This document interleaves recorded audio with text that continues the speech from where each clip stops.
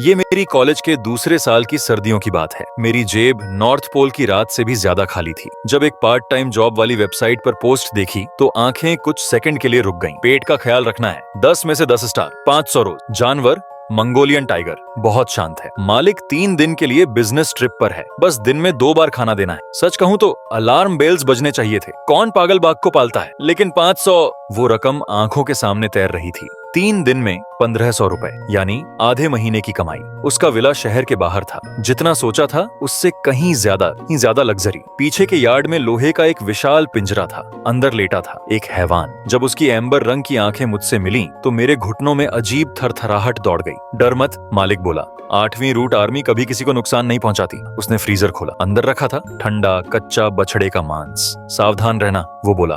बाघ के मांस चबाने की आवाज जैसे सीधे पेट के अंदर जा लगी। फिर अचानक उसने मुझ पर मांस का एक टुकड़ा फेंका। अब तेरी बारी। फिर जो हुआ वो किसी बुरे सपने जैसा था। धीमा लेकिन साफ। उसने पिंजरे का दरवाजा खोला। मेरी पीठ से पसीना बहने लगा। लोहे की जाली मेरे सामने थी और मेरी सांस अटक गई। 8वीं रूट आर्मी, अब डिनर टाइम है। उसके बोलने का अंदाजा एकदम बदल गया।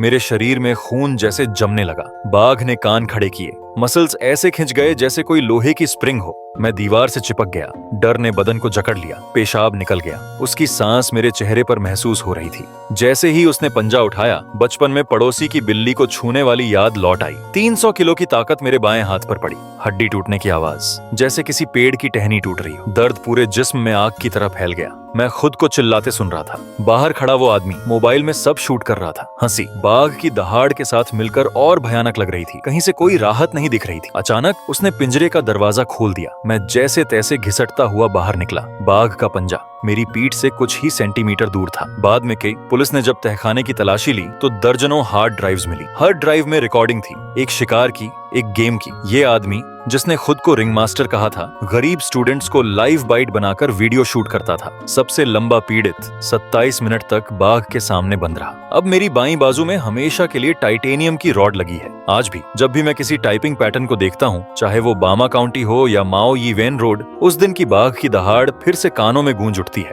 कोर्ट ने उसे 7 साल की सजा सुनाई, लेकिन असली सजा वो कुछ और ही थी। पुलिस ने मुझे बताया, अब वो दरिंदा जो खुद को रिंग मास्टर समझता था, एक छोटे से जेल सेल में बंद है और हर रात वहां से एक अजीब आवाज आती है, जैसे कोई कैदी बाघ की तरह दांत पीस रहा हो।